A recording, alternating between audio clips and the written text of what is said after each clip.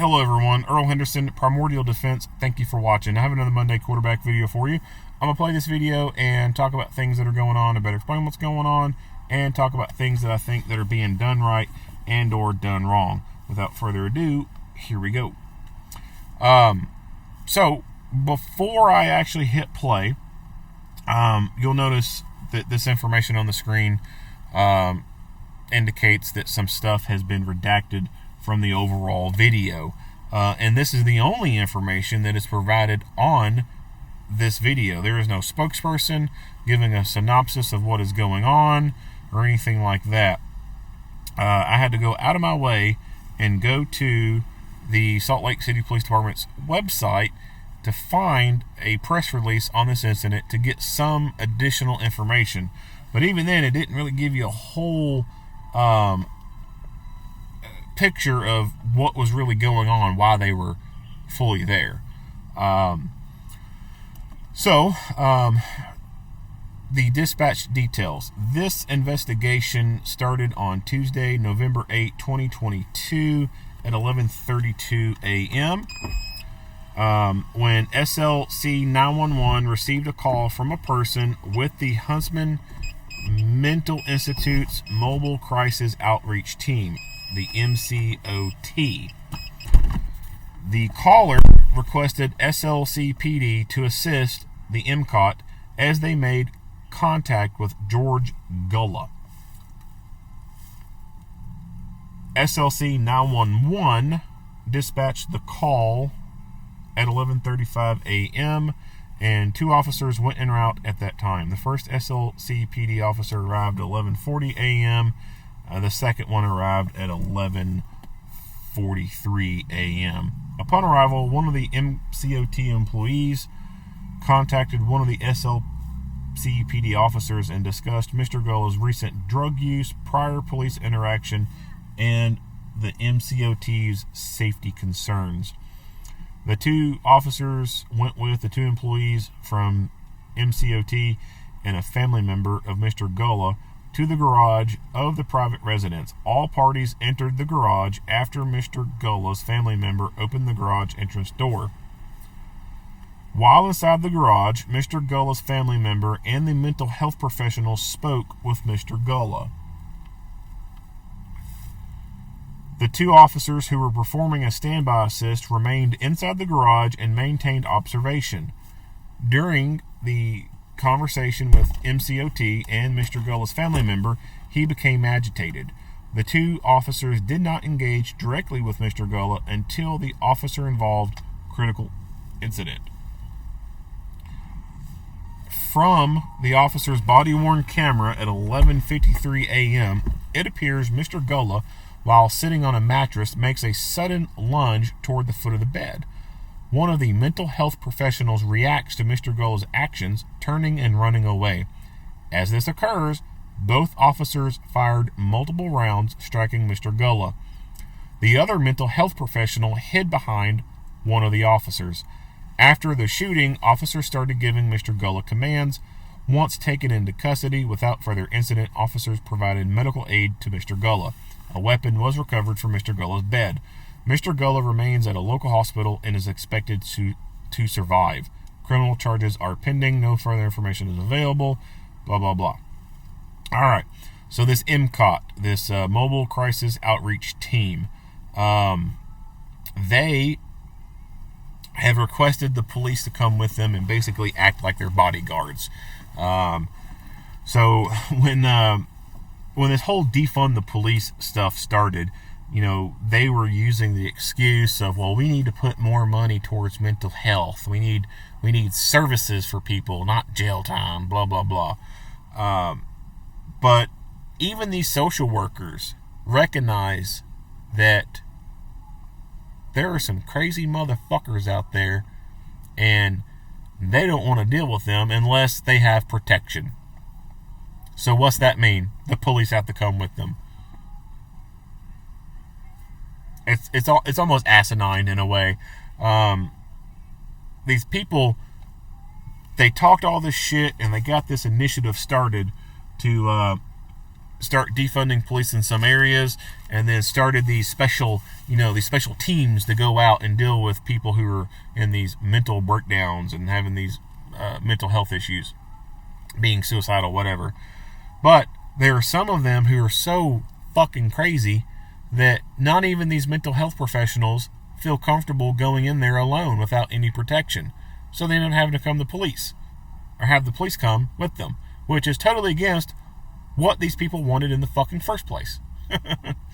So the people who called for all this stuff are realistically people who've never done any kind of public service work whatsoever, never really dealt with true crazy ass motherfuckers, and they live in La La Land, and they are visited daily by the Good Idea Fairy, and they never envisioned that this little fact that not all health professionals, not all mental health professionals are going to be comfortable going in talking to a suicidal person that has a gun, or someone going through some type of mental crisis and they've got a gun, because they know that person could fucking kill them, has a high chance of possibly actually killing them.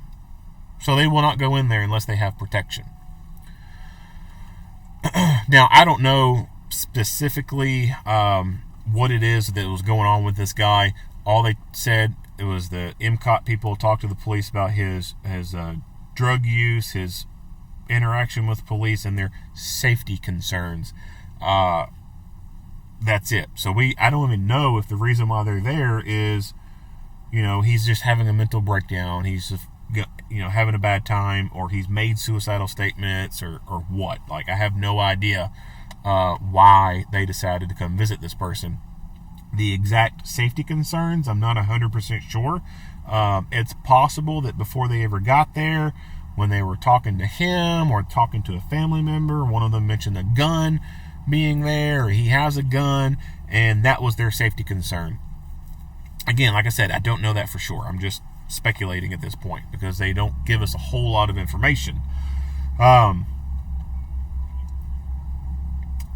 So it's just, like I said, it's asinine, ironic, whatever, that these initiatives started out to avoid officer-involved shootings of suicidal people, but that mental health professionals know damn well they cannot go into certain situations, so they have to bring the cops with them, which leads to fucking suicide by cops.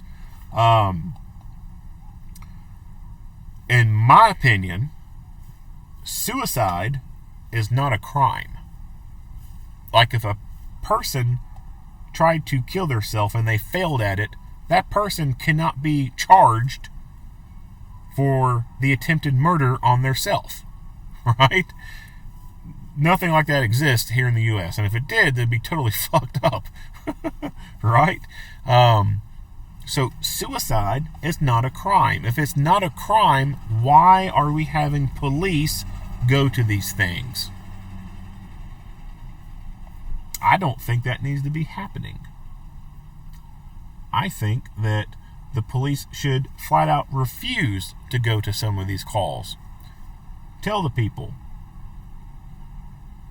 we're not going. That's not a police matter. We can connect you to the National Suicide Hotline, or we can connect you with the ambulance dispatcher. Maybe you can get an ambulance out there and transport you to the hospital for you, or we can give you the number to a cab company. If they had some way of arranging an Uber ride to come get them or whatever and pay for that for them, then that's something I could see being done. But sending the police to someone who is saying they're suicidal, I don't think that needs to be happening, because no crime is being committed. And all you're doing is increasing the likelihood that you're going to have an officer-involved shooting with that person when they initiate actions to get their desired effect of suicide by cop. Now, who's going to go? I don't know. I have no idea. It could be a mental health professional who goes out there and talk to them, who something like this MCOT. It could be a paramedic who goes out and talks to them. It could be a firefighter who goes out and talks to them. I don't really care who goes and talks to them. I just don't think it needs to be the police. Now, when a person starts doing things like committing crimes, like they're threatening people, pointing guns at people, that's when that obviously changes. And unfortunately, that's what it will probably most likely end up going to if, an agency basically said they were no longer responding to suicide calls. That's what people would figure out. They'd be like, oh, well, if I just say I want to hurt myself, no one will come. But if I tell them I'm going to hurt other people, then they will come. So it's just a natural evolution kind of thing that's what that would lead to. People would just start making threats to other people to get the police to come. So all in all, it's still going to be a situation where we end up having people initiate actions to have suicide by police. There's really no real good answer to prevent that. It sounds bad to say it like this, but you just got to let nature take its course on some things. That's not an easy thing for people to wrap their mind around for the most part, but if a person is committed to want to unalive themselves, then they're going to do it. And some of them, they don't have the balls to actually do it themselves. They have to force someone else into doing it for them. But even then, the ones who do that, they're committed to what they're wanting to do.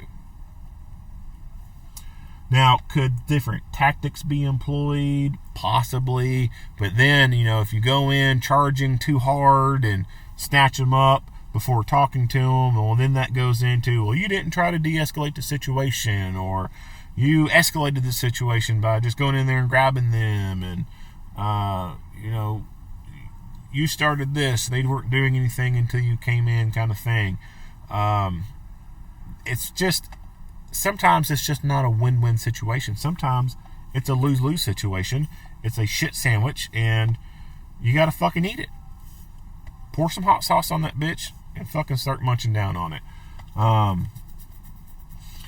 So anyway, like I said, I don't know for sure why these mental people went to go talk to him.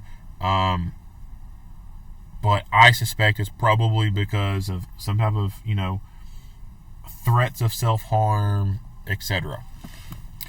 Alright, so I'll hit play on this.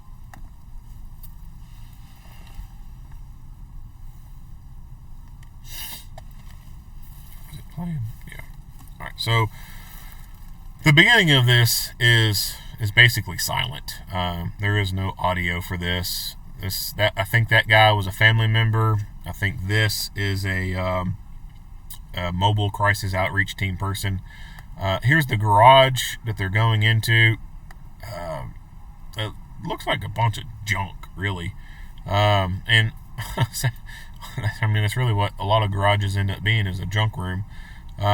We do see some normal tools and stuff in here. But this thing, because it's the garage and we see like handyman kind of tools, this room in and of itself could be full of so many improvised weapons. He could have screwdrivers over there, he could have a hammer over there, etc. So that could have been those people's safety concerns, that he's surrounded with all these freaking things that he could use as a weapon. Now, like I said, he does end up having a gun on the bed with him over there, and that could be why they wanted police there, because of the gun being involved. I don't know. I mean, if they had told the police this guy had a gun and they went in there and they did not have their guns out and ready, I think that's a failure on their part. If there's a dude making threats and he's got a gun out, you do not need to be walking into a room with a holstered gun. Like, that is suicide on your part. Because action generally beats reaction. You don't want to be behind the curve on something like that. So if they knew that he had a gun, or it was reported to them that he may have a gun, and they walked in there without guns in their hand, then they failed at their own self-protection. They failed at what they need to be doing. But like I said, all this shit in here, like anything he had around him could be a weapon. I don't know why I have it paused for because it's all silent anyway. So we see this one officer take a cover position over here. And of course, this officer whose camera we're watching through is standing on this side. So they kind of maintain this position throughout the whole video up until shooting time. The woman's talking to him. Now, what exactly they're talking about during all this, I don't know.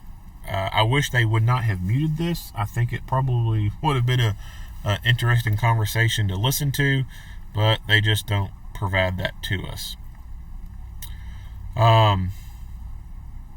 Chairs on the wall. So, like, you ever walk into, like, someone's garage or barn and they got a chair mounted to the wall? Like, I've never understood that. Like, why would you put a chair on the wall so high up there? I don't know if that's like an old-timey antique tradition kind of thing, but I've seen this more than once, and I've never, like, fully understood, like, why you have a chair on the wall. No one's going to be fucking sitting in it because it's so damn high. Yeah. Saws are under there, so he could have a saw blade over there. I mean, all kinds of stuff in here that he could have as a weapon. There's a bed or a mattress right over in here, so it almost seems like this could be his living area where he stays at. Some people do that. Some family members let them come in to live with them, and they don't have an actual room to put them in, and they say, hey, we got this over here, or the person even says, I don't need a room, I'll stay out here in the garage, blah, blah, blah. It happens. Sometimes people live in little spaces like this.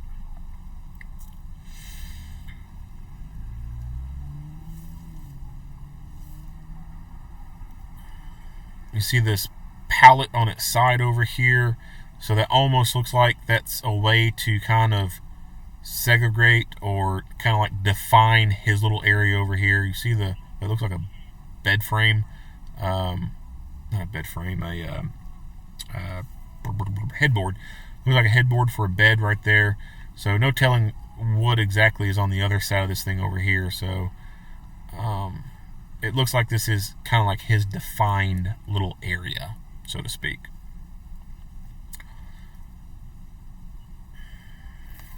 Skip forward. He's still sitting on the bed over there. No idea what they're talking about. Whatever is being talked about, you can tell has not piqued this officer's interest any. He's got his hand tucked into his vest. There's nothing that looks like there's an indication that there is a potential threat. If so, then his body language is totally wrong. He needs to be getting ready for the fight. But it doesn't look like the dude has said anything or done anything so far to get to that point. It's kind of an interesting use of a pallet on the wall over here. Looks like they kind of use it as a storage system, hanging stuff off of it. It's kind of neat.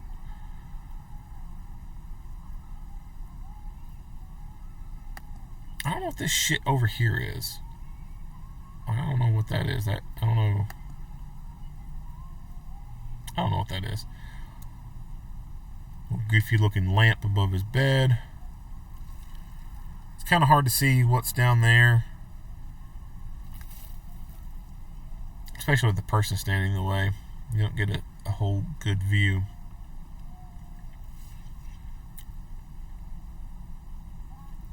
And another reason why he could be in the garage, he might be a smoker.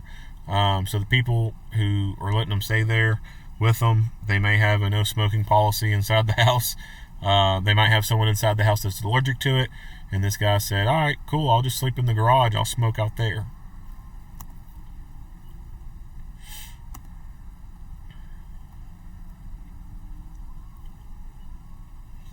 It's not really a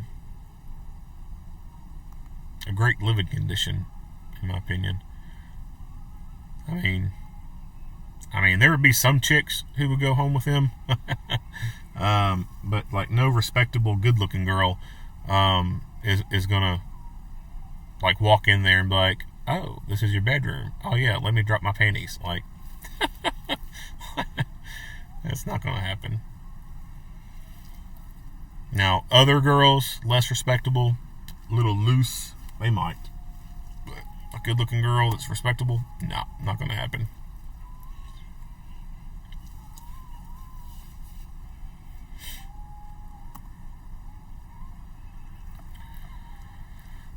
Can't remember where they start talking at.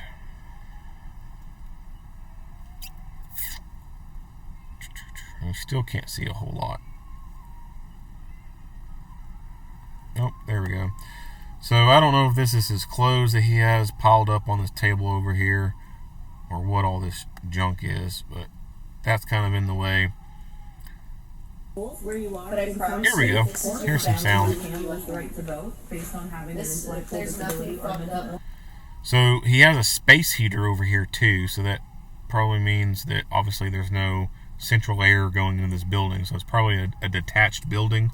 Obviously, well, you can see some insulation in the ceiling, so it's probably somewhat insulated, but not well enough that this one space heater is going to do such a good job in the whole space. So he's got this thing right next to his bed. About them wanting some help. A guardianship proceeding by the court. And so that is something that can happen. That can and should be changed, quite frankly. They love you, if you lost your right to vote, you can advocate to get it back, and we'd love to help you do that. NDRN.org. Please look us up. But for people who aren't eligible to vote, the barriers are very different. We talk a lot about physical barriers, but they experience more of some of those poll worker issues we've been talking about more recently.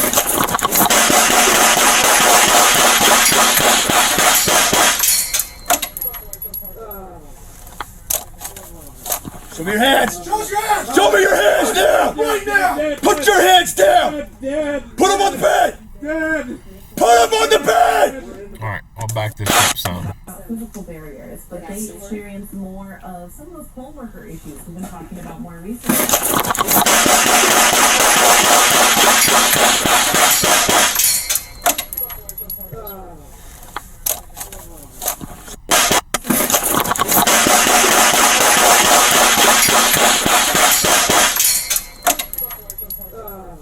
Alright, so I don't know what gun he has. It's probably a Glock 17. Now, the other guy did shoot as well, so it's hard to say for sure, but this guy might have only one round left in the gun. Like, it's in the chamber and his magazine is empty. So, he fired a bunch of rounds.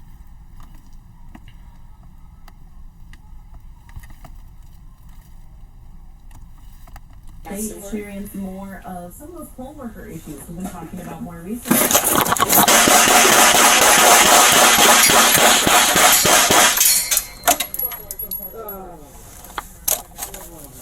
Show me your hands! Show me your hands! It almost sounded like he decided to holster his gun and then was like, no, not a good idea. I'll take this thing back out. Show me your hands! Show me your hands now! Right now! Put your hands down! It's possible that after firing all those rounds and then that guy falling down to the ground over here, he didn't immediately move after he fell, and it could be the officer thought, well, this guy's fucking dead. And then he started moving and was like, nope, not dead, still alive. And then that's why he took his gun back out. Other than that, I don't know why he initiated holstering his gun. It was wrong of him to do that. Even if he got headshots on that guy, he could see the headshots. I think it's still wrong to go ahead and holster up like that. Not everyone who gets shot in the head is instantaneously killed. Sometimes people get shot in the head and they live. And not only do they live, but they get right back up after they've been shot in the head, especially when it comes to pistol caliber ammunition. The famous case that is referenced a lot within training, at least firearms training and law enforcement training, is the FBI shootout in Miami with a couple dudes who robbed banks and armored trucks. That gunfight started, and the driver of the vehicle took a round to the head from a pistol. It temporarily knocked him out, and he woke up a minute later or so after going unconscious and got out of his crashed vehicle and tried to take off in an FBI vehicle. He got into the FBI agent's vehicle and was about to take off when him and his buddy got more lead pumped into them. There's other incidents where people have been shot in the head and it only temporarily either knocked them out or it just, set them back just a little bit. It did not immediately incapacitate them. Sometimes there's been people who, due to the angle involved and the ammunition, they got shot in the head. The round penetrated the skin, but did not have enough force to penetrate the skull, or because of the angle, it basically ricocheted off the skull, but traveled along the skull and under the skin, kind of like, Bugs Bunny cartoon where he jumps up and then hits the ground and burrows in, and then you see the little bunny hole trail being formed on the ground, right? That's what some bullets have done to people. It goes in through the skin on one part of their head, stays under the skin, travels over top of the skull, goes around the entire head, and then pops out the back and leaves an exit hole on the other part of the skull cap there. There's been people who've been shot in the head and the bullet went through the skull into the brain, and they were still able to get up and move around and fight. There was, I forget how long ago this was, there was a guy, and I forget where this was, but there was a guy, he was walking out in the street, and he felt a sharp pain in the back of his head, and he didn't feel it before he went unconscious, but he was walking, and boom, he went unconscious and fell down to the ground. He woke up, looked around, there was a rock laying on the ground, and his head hurt. So he thought that someone threw a rock, or maybe it was a brick, I can't remember, it's a rock or a brick. So he thought that someone had thrown a object at him and hit him in the back of the head and knocked him out. So he went home. He didn't go to the hospital until a few hours later when his mountainous fucking headache would not go away. Went to the hospital, did an x-ray, and they found a bullet in his head. And because of where it was at, it would be too dangerous to remove the damn thing. So this guy's still walking around today with a bullet in his fucking head. So, pistol caliber ammunition sucks. It just doesn't do that great of a job. It can work, it can be successful to some degree, but overall it's just not the greatest thing ever. That's why I always say that if you know you're going to a gunfight, bring a rifle. Rifles way outperform pistols. But anyway, even if he had seen that he put a headshot on this guy, he still should not have holstered his gun. So when we get into the topic of firearms training and how to prepare for that fight, we follow what's known as the FAST protocol. FAST is an acronym. F is for fight. A is for assess. S is scan. And there's multiple T's, but the first T is top off. Fight. Shoot the person. Assess. Okay, I've shot them. Do I need to shoot them anymore? No. Okay. Then scan. Look around for more threats. And then top off. Put a fresh mag in that gun so that if the fight starts back again, you have a fresh mag to start that fight with versus a partially depleted mag. And then from there you take cover, treat injuries, and talk. So he did not do what he was supposed to do, in my opinion. He should have topped that gun off and got it ready in case he had to fight some more, and still maintain lethal cover on this guy until this dude is secured in cuffs and he's searched and there's no more weapons on him. Put him on the bed! Dad! Put him on the bed! Put your hands on the bed! Help me! Put him on the bed now! I can't move! I can't move! I can't move! Get him on the bed! Get me out of here, please! I can't breathe! Yeah, go. Oh. On the the bed now! You need to move your hands on the bed! So because he fired a bunch of rounds, if this dude goes for his gun and starts fighting, I really don't think this guy is going to get more than 2 rounds off before that gun goes to slide lock. When it comes to reloading your gun, you want to reload the gun when you want to do it, on your terms. You never want to be forced into doing an emergency reload. Like that sucks to have to reload your gun while people are shooting at you. So reload when you want to. Always reload when you have the opportunity. We cannot help you until you do so. Put your hands on the bed. Now. Put your hands on the bed. Do you see the gun? He has both hands. Can't move. You got a radio? Please help. I got radio out. Shit. 713. Help, please. Put your hands on the bed now. Water. Stay out. Put your hands on the bed. We cannot help you. Come on. Show us your hands. We can help you. Show us your hands. Show us your hands. Put your hands on the bed. Now.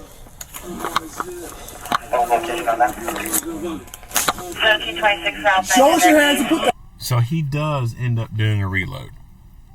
Like, I guess it finally clicks in his head, hey, if this guy gets that gun and starts shooting, I might not have enough rounds to deal with that. So he does a reload. Now, the reload that he does is kind of a backwards ass tactical reload, I guess you could call it. Because it looks like when his hand leaves the gun, he takes the magazine with him. So we can see that there's a magazine in the gun right here. Show us your hands. Show us your hands. Put your hands on the bed. Now. Mag comes out. There's no mag in the gun right here. Show us your hands. And then new mag goes in. I'm not a fan of that at all right there. And I'm not the biggest fan of tactical reloads either, the way they're supposed to be done. First, I'll start off with how I think a reload needs to be done. You reach down to your belt, you grab that fresh magazine, you bring it up to your gun, and your gun is up in your workspace, meaning it is in front of you. Kind of like how you saw him holding his gun out. That's your workspace. It's right there in front of you, so you don't have to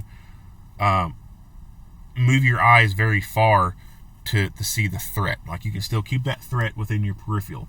So gun up in the workspace, reach down to extra mag, grab it, bring it up to the gun within your workspace, and when you get it up to the gun, that is when you hit the magazine release. Hit that magazine release, that mag falls out, and you slap that new mag in. And during this process of you slapping that new mag in, that old mag that fell from the gun falls to the ground. And if you decide that you want to retain that magazine for whatever reason, then you can still, if you need to, keep your gun pointed at the threat or in that area. Take a quick glance down, orientate yourself to where it's at, put your foot right there at it, and then squat down, pick it up, and put it wherever you need to put it. That's my recommendation on how to do a reload. A tactical reload is taught in a lot of places, and the process for it is reach down the belt, grab new magazine, bring it up to gun, hit magazine release, and the same hand that you're using to hold the fresh mag, you manipulate your fingers to be able to accept the old mag out of the gun into your fingers that are not being used, pull it the rest of the way out, and then manipulate your hand, rotate your wrist forward a little bit to insert new mag into mag well and push up and lock it in place. And then, while still holding that old mag in your hand, put it away in your pocket. And then bring hand back up the gun for two-handed grip. The idea behind that tactical reload is to be able to retain the magazine in the event that you may need it later. That sounds good in theory, but is it really useful? I cannot think of any incident where someone has fired their gun, done a tactical reload to intentionally keep that magazine on them, that first magazine that was partially depleted, keep it on them, and then run through all their other magazines, run them dry, and then take that first magazine that they retained and throw it back in the gun and finish the fight with that partially depleted magazine that they retained at the beginning. I don't know of any incident that has occurred like that. Not saying it hasn't happened, but I don't know of anyone of it happening. And if it has happened, you can bet your fucking ass that these instructors out here would be talking about it. They would be referencing it ad nauseum. They would be talking about it till you're fucking blue in the face. I don't hear anybody talking about that shit. So is it worth it to do a tactical reload? I don't think it is. I think the better thing to do is let that fucking partially depleted mag fall and hit the ground and slap new mag in the gun. But the idea, either way you do it, doesn't matter. But the thing that matters the most is you pull that fresh mag out first and have it ready to slap into the gun. Then that's when you hit eject or magazine release. That's what is critical. That's what matters the most, in my opinion. Because otherwise, you are now holding a one-shot gun that will become a hammer. I don't know about you, but I don't want to hold a hammer in a gunfight. I want a gun that has lots of bullets that I can fire very quickly.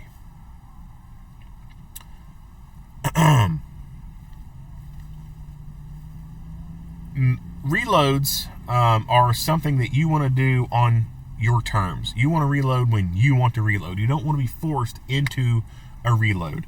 Never want to be forced into that. If you have to do an emergency reload where you have to put a new mag in the gun because you fired your first mag empty and you've gone to slide lock, that's you having to really reload your gun when you don't want to. You don't want to run into that.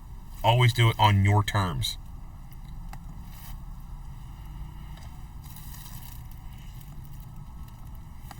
Hands on the bed. Hands on the bed. 713 will be in the shed behind the house. I need you to put them on the bed. No, down here he's talking, but he's not compliant. Oh, fuck. Let's try to work with him still. As far as I can move. Yes, please. You see the gun? Where's the gun? I do not see the gun. I see his hands up. Ready? Do not move. As far as I can move. Do not move. Do not move. Where's that gun? Where's the gun? 36, I copy, I'm in route. I don't see it. Oh, please. Don't, I can't. Put your hands back. Put your hands back. Tip that over. Tip that over. Tip that over.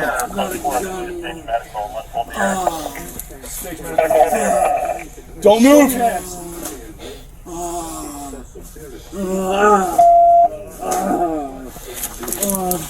him out.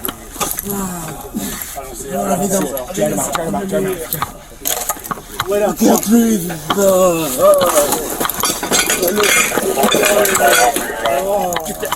So I like this part. There's just so much shit over there in his little tiny living cubicle that they can't figure out where the gun's at. So next best thing is to remove him from that environment where that gun is. And so he drags his ass out of there. I like that. I think that's a good move. Find that gun. I want that gun. You need to get over, buddy.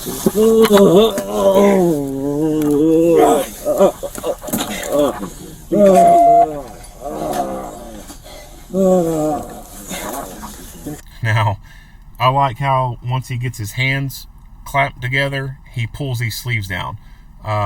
If you've ever tried to cuff anyone with long sleeves on, it's inevitable that the cuff is going to get caught up in that sleeve. So he's probably ran into this a bunch, and this is his preferred method when he deals with people with long sleeves. Clamp the hands together, run each sleeve down, then speed cuff them. Because like I said, if they got long sleeves on, it's inevitable that you're going to get those cuffs tangled up in that long sleeve. And then it takes you longer trying to unfuck that and fix it.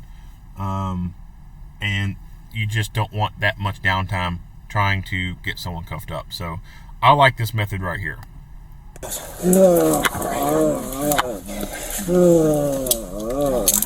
I like this method of keeping the back of the hands together. You know, everyone wants to be comfortable and say, oh, put your hands together like you're praying. And fuck that. Like, there's no need to let people be comfortable when they're in handcuffs, especially in circumstances like this. Back of the hands go together. That way it makes it extremely difficult for them to have the ability to grab anything and manipulate it and use it against you, or to try and pick the cuffs or something like that. When their palms are facing each other, they now have better control over manipulating things. So I like how they're cuffing this guy. They're cuffing him the right way. Now, he's been shot multiple times. Why are they cuffing him? Well, he's still conscious. He is still a potential threat. Just because he is mentally incapacitated at this point does not mean that he cannot summon some more willpower a few seconds later and decide, you know what, I'm going to continue this fight, and then do it. Everybody gets cuffed after an incident like this, even when they're not moving. Even when they appear to be unconscious, they still get cuffed, because some people in the past have still gotten up after being shot. Case in point, the incident that I talked about for the FBI in Miami with those two bank robbers. The dude got shot in the head, went unconscious, went out.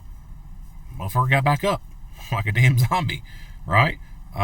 There's been more cases like that have happened. I can't obviously recall every single thing across this nation or this world that has happened, but it's happened a lot. So everybody gets cuffed. The only time the cuffs come off is when they're in a secured environment or they make it to the medical examiner's office. So this is the body cam footage from the second officer. And again, it starts off much like the other one. It's muted at the very beginning, so you don't hear anything. People's faces are blurred. But you see it start off from them entering into the building or the garage. And you kind of have a different perspective on some of the junk that's inside this room. And there's just so much stuff over there that you can't even really easily see this guy from this camera's vantage point. It's just so much stuff piled up over here. And again, I want to point out this guy's body language. And I'll skip forward from the 1 minute and 10 second mark to 3 minute mark. And I'll watch him change his body language. No, still the same. So during this whole process, like I said earlier, their body language is indicating that this guy's not saying anything that is like piquing their interest of being like, oh, this guy's a potential threat. If this guy was saying things that he could be a threat, then I would think, or hope rather, that these officers would have a different posture. So it seems like all throughout the beginning here, he doesn't do or say anything that gets them worried. Because you still see he's got his hands on his vest, just standing there nonchalantly. And even when the mute comes off, well, when he moves, you see his hand placement change. It's kind of hard to tell because of her blur box. But when he moved, his hand placement changed. Back that up so you can see a little bit better.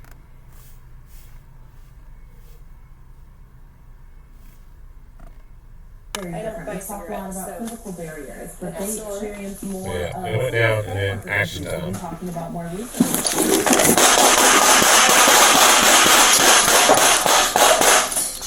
Shots fired, shots fired, shots fired.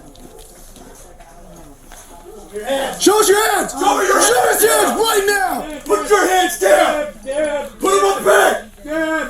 Put them on! So I don't know what was going through this guy's head. But it almost seems like the desire to flight began to take over on him, and he stopped himself and said, I don't need to be running, I need to be fighting. And then he presses back into the room. Shots fired, shots fired, shots fired. Show us your hands! Show us your hands right now! Put your hands down! Dad! Put them on the bed! Dad!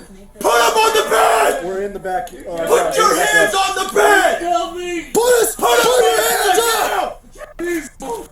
The bed! I'll see if it works on some of this. Hold on, please. Stay out, stay out, stay out. I thought I could move.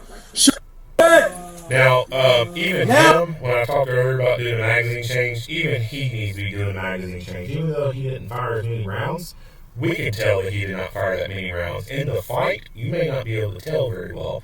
There are some psychological and physiological changes that occur when a person experiences fight or flight. From a psychological standpoint, one thing that can occur is like a time distortion. So things may seem super slow to a person. Some things may seem super fast to a person. Some people, after the fact, they don't recall exact details of what happened. It's like a blur. Some people experience auditory exclusion and don't hear the fucking gunshots. So that is because in fight or flight, your forebrain starts to lose dominance and midbrain starts to take over. Midbrain is your monkey brain, little puppy dog brain. Our forebrain is what sets us humans apart from all other animals. It's what makes us distinctly different from the other primates, the chimps, the apes, etc. Our forebrains are what give us Mozart, Picasso, our ability to write, to speak, formulate words, create an alphabet, and do math, and put people on the fucking moon, right? That's what sets us apart from the other primates. But midbrain is almost about the fucking same as all the other animals. So in fight or flight, our forebrain starts to lose dominance and midbrain starts to take over. And because of that, you may not realize for sure how many rounds you fired in a gunfight. There's been a lot of times when people were asked, how many rounds did you fire? They either said that they fired less than what they did, or they end up saying they fired more than what they actually did. Some do get it right. Some can say, yeah, I fired 3 rounds and it was 3 rounds. But there's a lot of other people who they just don't get it right. And it can be low or high on that scale. And if you have auditory exclusion, you may not even hear the gunshots and even know that you fully fired. There's been some people who reported that they didn't even know their gun fired. They didn't hear it. There's one case that I've heard about where an officer shot his gun, didn't know that he shot it, had no idea that he fired it, and had indicated that he thought that his weapon had malfunctioned and there's something wrong with it. So that was kind of an interesting thing. But because midbrain starts to take over and you start to lose that ability to have the details be processed by forebrain, you just can't rely on what you're thinking in the moment because you could be wrong. Now us, we are 100% in our comfort zone and operating at peak performance with our forebrains. We can count the exact rounds being fired. We know this guy probably don't need to do a reload because he probably only fired like 2 or 3 rounds. The other guy for sure needs to do a reload. But for him, he might not know exactly how many rounds he fired. And that's just something I don't think a lot of people realize when it comes to gunfights. They want to gravitate towards the more sexy stuff, grips and stance and sights and, the different rounds, this brand versus this brand, which one does the terminal ballistic, blah, blah, blah. Not saying that, terminal ballistics and rounds and stuff like that doesn't matter, but I think people just gravitate to the more easily touching things that they can understand better when it comes to what happens to a person in a fight, as far as the psychological and physiological stuff, and studying that, I think a lot of people are in the dark with that stuff. Oh, shit.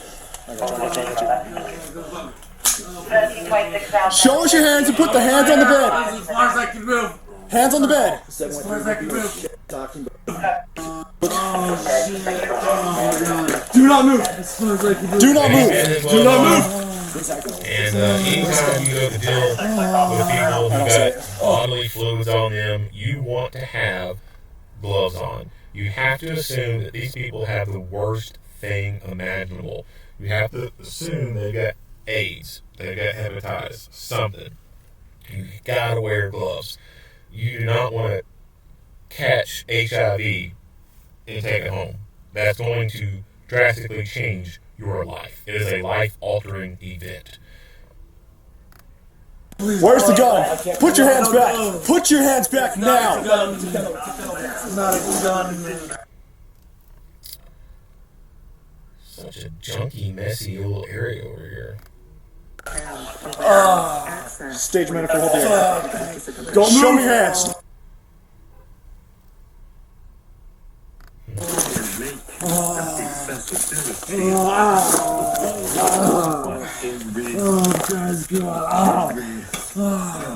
I don't see it. I think it's under me.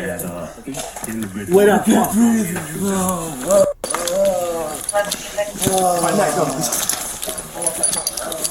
Right here. And then, boom. What in the fuck is this piece of shit?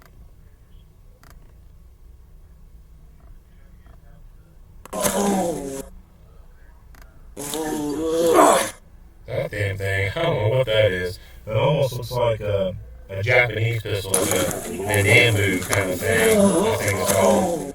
But I don't know for sure what the hell this is. It could be a pellet gun for all I know. But still, in the moment, you don't know what it is. If it looks like a gun, it looks like a gun.